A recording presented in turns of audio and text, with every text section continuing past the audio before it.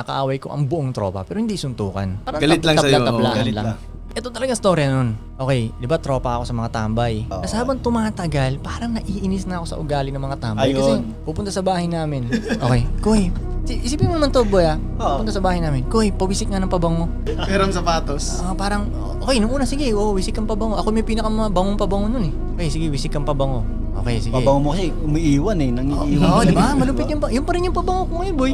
Hindi nagbabago pabango ko dati. So, ganun. Pero di ako nagwisik to na. Alam ko hindi. Bench Atlantis ka eh. Hindi, Atlantis ka boy eh, di ba? So anyway, so laging ganun, papawisik ng pabango. Okay, sige, ganyan. Nung tumatagal, ang bilis na maubos ng pabango ko. Naiinis na ako. So, hindi, wala. Gumagano lang walang pabango. Sunod naman yung level na, Koy, pero naman ng sapatos. Maglalaro akong basketball.